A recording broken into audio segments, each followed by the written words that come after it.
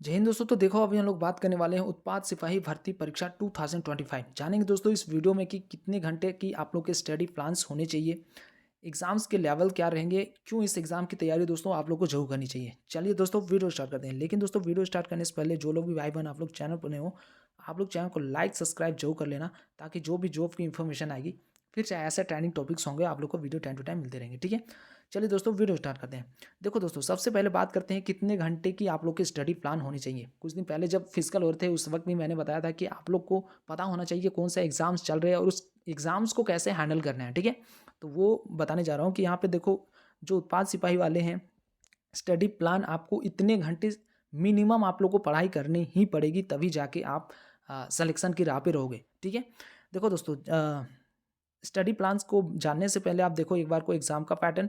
यहाँ पे देखो first paper, second paper, third paper.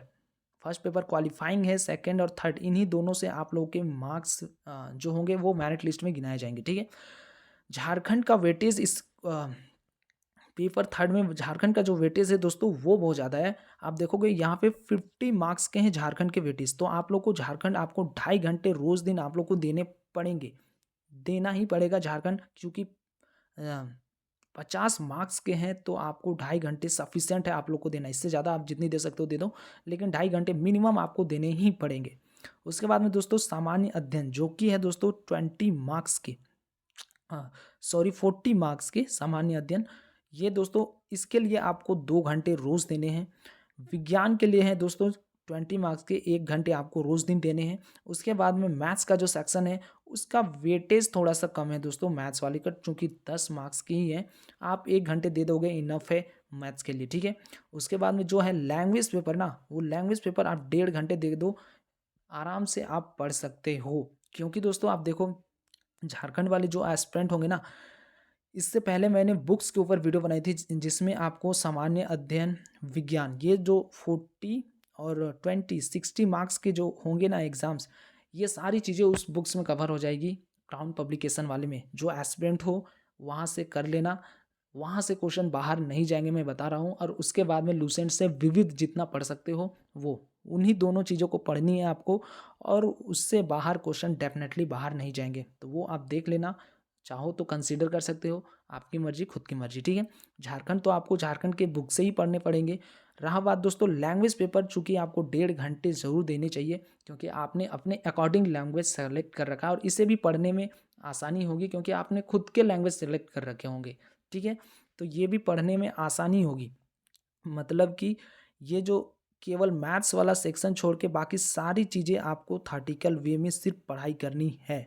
तो ये केवल मैथ्स 1 घंटा छोड़ के आप देख लो तो 8 घंटे आप लोग को डेली रूटीन बना के आप लोग को पढ़ाई करनी है, तभी आप जाके सिलेक्शन की राह में रहोगे। इतना सफिशिएंट है, इतना आपको मिनिमम देना ही चाहिए, तभी आप जाओगे तो एक कॉन्फिडेंट के साथ एग्ज़ाम दे सकते हो।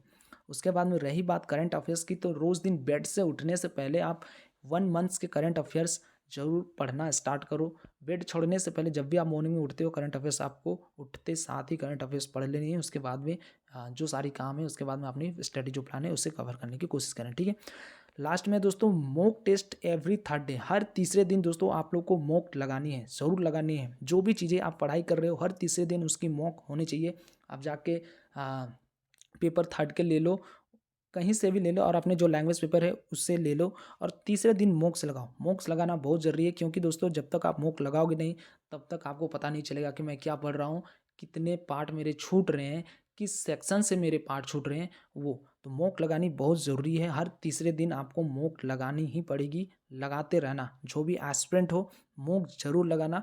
उसके बाद में जैसे हर तीसरे दिन जो होंगे ना मॉक लगाने के बाद उसके एक एनालिसिस जरूर करना कि किस सेक्शन से मेरे मार्क्स कम आ रहे हैं। जिनके थोड़े कम मार्क्स आ गए, फर्स्ट डे में ही आप मॉक लगाओ, थोड़े कम मार्क्स आ गए तो आप एनालिसिस करो कि हाँ मेरे कौन कौन से चीज़ें कवर नहीं हो रही है, इस कारण मैं इस क्वेश्चन को मैं अटेम्प्ट नहीं कर पाया।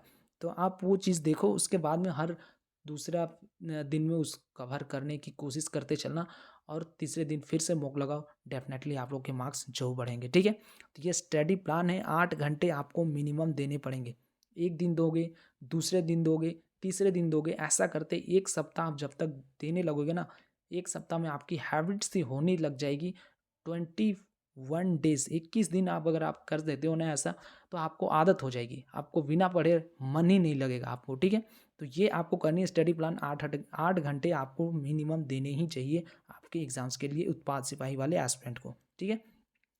बात करेंगे दोस्तों एग्ज़ाम्स के लेवल क्या रहेंगे। देखो ओएमआर बेस्ड आप लोग के एग्ज़ाम्स होने वाले हैं। देखो पहले का जो पैटर्न था ना दोस्तों, जेएसएससी जो ओल्ड पैटर्न जो फॉलो करती थी, जैसे ईजी, मॉडरेट, हाई, ये 2018 तक यही पैटर्न फॉलो होते थे पैटर्न, ठीक है। अब थोड़ा-सा ना कट ऑफ्स को मेंटेन करने के लिए ये लोग तो अभी तो कट ऑफ बताते नहीं हैं, लेकिन इस बार मे बी चांस है कट ऑफ बताई जाएगी आप लोग को उत्पाद सिपाही वाले में, ज़्यादातर चांस है। तो आजकल जो 19 से इधर का जो एग्ज़ाम्स देख रहे हो ना मैं, उसके क्वेश्चन देखो वेरी ईज़ी, बहुत आसान, फिर easy to moderate, moderate to high और हाई लेवल, इस तरीके से क्वेश्चन को सेट किया जा रहा है। यहाँ से आप देखोगे जैसे आप कोई क्वेश्चन ही अगर मैं बोल दूँ, जैसे झारखंड के हेमंत सोरेन के ऊपर ही क्वेश्चन बनाना चाहे तो वेरी इजी में क्वेश्चन बन जाएंगे। झारखंड के वर्तमान सीएम कौन है? हेमंत सोरेन जी। अब वो इजी में बनाना चाहे कि कितने नंबर के सीएम है, तो वो आपको इजी ही है, लेकिन जो एस्पिरेंट होंगे वो थोड़ा-सा कन्फ्यूज़ हो जाएँगे। अब वही बात कर ली जाए कि व्यक्ति वाइज़ यही चीज़ों को पूछ लिया जाए, जैसे आप बाबूलाल मरांडी थे, अर्जुन मुंडा, शिबू सोरेन, फिर हेमंत सोरेन, मधु कोड़ा, रघुवर दास, शिबू सोरेन, ये सारे जो थे वो व्यक्ति वाइज़ पूछ लिए जाते हैं, तो ये थोड़ा-सा ईज़ी टू मॉडरेट में ही आ जाते हैं। है तो ये हेमंत सोरेन के ऊपर ही क्वेश्चन, लेकिन ईज़ी टू मॉडरेट बना देगा। लेकिन मॉडरेट टू हाई करने की कोशिश करेगा, तो वही पूछ दिया जाएगा कि ये पहली बार जब बने थे सीएम तो कब बने थे, या फिर दूसरी बार बने थे विथ डेट मेंशन के साथ में, तो ये हो जाएंगे मॉडरेट टू हाई लेवल में। और वही प्योर हाई अगर इसी क्वेश्चन झारखंड के सीएम हेमंत सोरेन के ऊपर बनाना चाहे, तो वो बोल देंगे कि जैसे आप जैसे किसी मामले में, जैसे फिलहाल में जो प्रवर्तन निदेशालय जो जेल भेजी गई थी धन शोधन भूमि घोटाले के ऊपर, तो इसके क्षेत्रीय कार्यालय कितने हैं, तो अब ये हेमंत सोरेन के ऊपर ही क्वेश्चन है, लेकिन वो घुमा के कहाँ ले गया, प्रवर्तन निदेशालय के ऊपर। तो ये 5 प्रवर्तन क्षेत्रीय कार्यालय हैं ईडी के, मुंबई और चेन्नई, चंडीगढ़, कोलकाता, दिल्ली, उनमें से कोई एक ऑप्शन नहीं देगा आपको, वो ऑप्शन, तो वो हाई लेवल के क्वेश्चन हो जाएंगे। तो ऐसे क्वेश्चन होंगे दोस्तों, जैसे जो वेरी इजी वाले होंगे वो 10% होंगे, इजी वाले 10%, इजी टू मॉडरेट वाले 40%, मॉडरेट टू हाई वाले 30% होंगे, और हाई लेवल ये 10% ही होंगे। तो ऐसे जो होंगे ना क्वेश्चन, ये आपको करने होंगे वेरी इजी, आपको करना होगा इजी वाले पैटर्न को भी करना होगा, इजी टू मॉडरेट को भी करना है, और मॉडरेट टू हाई वाले लेवल को भी करना पड़ेगा, तभी आप जाके सिलेक्शन लेंगे। अब हाई लेवल वाले अगर 10 क्वेश्चन भी आते हैं ना, तो आप 3-4 भी कर लेते हो ना, तो आराम से सिलेक्शन होगा, डेफिनेटली मैं बता रहा हूँ, ठीक है। तो ये कम से कम ये 4 चीज़ें होनी चाहिए, very easy, easy to moderate, moderate to high level वाले जो क्वेश्चन है, ये आपको करने ही पड़ेंगे, तभी आप मेरिट लिस्ट में अपने नाम देखोगे, ठीक है। ये हो गई दोस्तों। अच्छा एक चीज़ और मैं बताना चाहूँगा कि मेरिट बोल रहा हूँ, सॉरी, जो एबीसीडी जो 4 सेट में जो क्वेश्चन आते हैं ना, बहुत सारे एस्पिरेंट घबरा जाते हैं कि जैसे किसी के ऊपर हाई लेवल से ही स्टार्ट कर दिया जाए, किन्हीं एस्पिरेंट का जो पैटर्न बनेगा वो पैटर्न आप लोग को मॉडरेट टू हाई से करना स्टार्ट कर देगा, चूँकि 4 सेट में होते हैं तो क्वेश्चन इधर-उधर होते हैं, तो फर्स्ट में ही देख के अगर हाई लेवल मिल जाए तो वो घबराने की कोशिश नहीं करोगे। थोड़ा-सा पेज पलटने की कोशिश करना और देखना, आप लोग के एग्ज़ाम्स इसी तरीके से सेट किए हुए रहते हैं। ऐसा नहीं कि शुरू में ही हाई लेवल देख के आप घबरा जाओ, वैसे नहीं घबरानी है आप लोग को, ठीक है। बात करें दोस्तों, इस एग्ज़ाम की तैयारी आपको ज़रूर करनी चाहिए। क्यों करनी चाहिए, एक बात को मैं बता रहा हूँ। देखो, सबसे पहले तो मैं बात करता हूँ दोस्तों, the workload is less due to which you can easily prepare for any other exam. इस वर्कलोड बहुत कम है, उसके बाद में इसमें जब आप सिलेक्शन हो जाते हो ना, किसी अन्य एग्ज़ाम्स की तैयारी आप डेफ़िनेटली बहुत आराम से कर सकते हो। इसके बाद में एसआई की वैकेंसी आएगी, थोड़ा लेट में भले आएगी, तब तक इसकी जब जॉइनिंग हो जाएगी, उसके बाद में एसआई की वैकेंसी ज़रूर आने वाली है अभी, ठीक है। तो उस वैकेंसी की तैयारी भी आप बहुत आराम से कर सकते हो। उसके बाद में most of the duty is without uniform, ज़्यादातर आप लोग को विदाउट यूनिफ़ॉर्म ही ड्यूटी करनी पड़ेगी। ऐसा नहीं कि जो एस्पिरेंट हो ड्यूटी में जो वर्दी मिलती है ना वो पहन के दिन भर, तो वैसे नहीं होता है। यहाँ पे आपको विदाउट ड्यूटी ज़्यादातर वर्क करना पड़ेगा। ड्यूटी देखो, वर्दी के ऊपर भी दोस्तों बहुत सारी चीज़ें होती हैं। वर्दी धोना भी अपने आप में एक रहता है, जो धोते हैं उन्हें पता चलता है भाई, समझ रहे हो मतलब कि वर्दी भी धोना, अब एक दिन पहन लो, कभी कभार ही वर्दी मिलती है, तो वो धोने से भी आप बच जाओगे।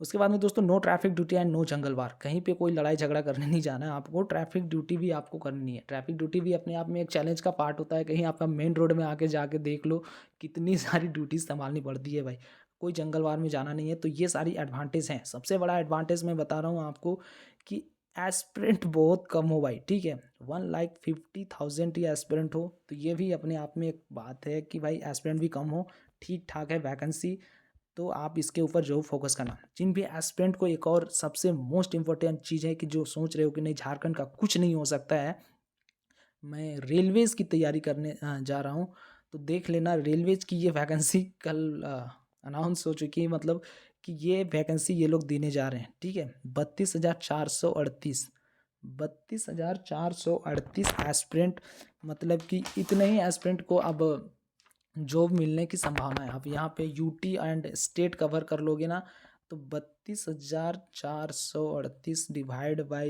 यूटी एंड स्टेट मिला के अगर कर लोगे 35-36 भी ना, तो एक स्टेट में आपको वैकेंसी महज 926-27 देखने को मिलेंगे। तो जो एस्पिरेंट चाहते हो कि इनसे बचें, कंपटीशन बहुत रहेगा ग्रुप डी में, अगर इतनी ही वैकेंसी देखने को मिल गई, तो अगर सोच रहे हो कि रेलवे में करूँगा, तो ये आपके सपना देखो थोड़ा सा दिक्कत हो जाएगा, आप लोग के कंपटीशन और बढ़ जाएंगे। तो ये जो है चीज़ें मैटर करेंगी आप लोग को।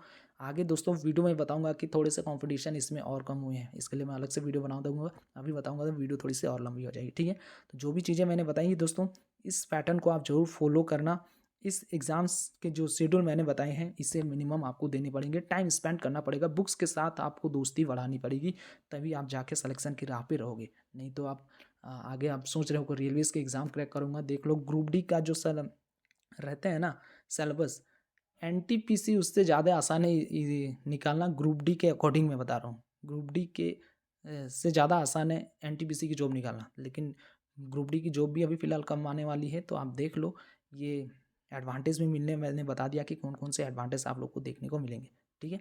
जो भी चीज़ें मैंने बताई समझ में आई होगी, वीडियो पसंद आया होगा तो चैनल को लाइक सब्सक्राइब जरूर करना और दोस्तों के साथ में शेयर जरूर करना। मिलेंगे नेक्स्ट वीडियो में, तब तक के लिए जय हिंद, जय भारत।